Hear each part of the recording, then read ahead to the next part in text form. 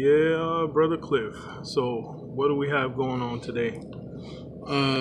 What's up, my son? It's one of the hottest topics. I'm sure it's all over the news media right now. I'm sure you've probably heard of Roseanne Barr Okay. and her getting the axe. I wanted to add my little 2 cents to it, particularly when you look at it in relationship to some similar things and people and players in this. Roseanne Barr, namesake of the sitcom, made some disparaging, some flat out racist remarks about Valerie Jeter, Okay. who was a Obama.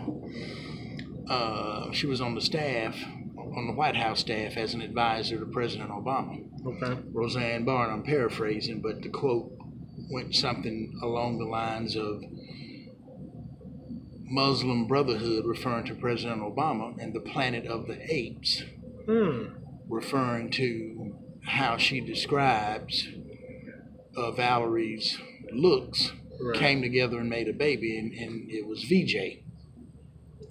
What did this lady do to her? Nothing. But again, Roseanne Barr, looking at articles and doing a little quick research, she has always made racist type comments and other type political themed negative comments for years. She's done this. Okay. Well, this time, and you may remember, you may not, but when she first became the first black president of a major network and its programming executive, Channing Dungey. Now, I brought her up a couple of years ago when the story broke on the history she made, and here we are a few years later, where she fires Roseanne because of those remarks. Oh, And I found it interesting. the black lady fired Roseanne? The black lady, and there's several articles all over the place now where they're referring to her as the Queen Bee of ABC drops the axe on Roseanne. Now, when I look at this in relationship to other scenarios, similar but maybe not exact, and I think about black women of power, and that's another topic that I'm going to deal with later on, but it's interesting with the Starbucks situation where they brought in a woman of power, Brewster, who used to be the CEO of Walmart and Sam's Club fame. She was the chief operating officer at Starbucks, and she came in to be a black face that they put on the situation with the two black guys in Philadelphia. Wow. Her remedy was we're going to have some sensitivity training and some race training and so on and so forth. I remember Steve Harvey and some very ugly statements that Paula Deen made. They went and got Steve Harvey to be the coon poster boy and basically get America to apologize and forgive Paula Deen on the statement she made regarding minorities and and black Americans who worked with her. So This sister right here, right.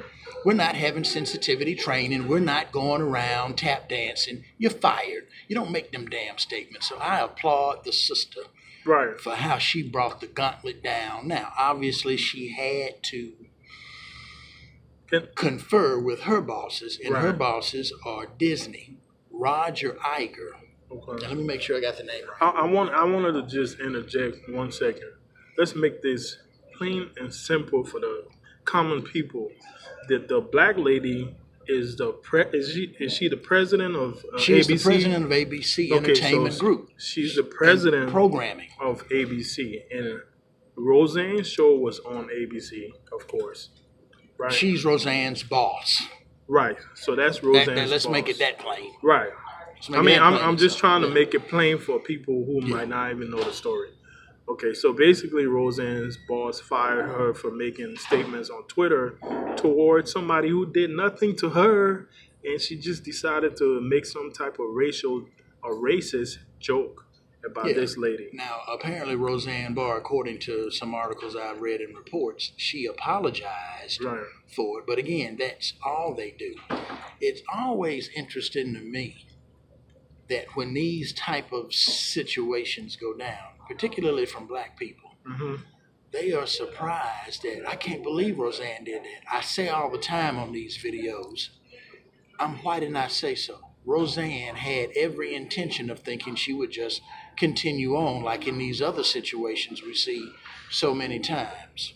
But this sister brought down the gamut, and I think it speaks volumes on a couple of things. So, Okay. Is there anything else you want to touch on real quick? Because we only have a minute left. well, no, I'll be looking at comparing this thing, and we'll see how this plays out.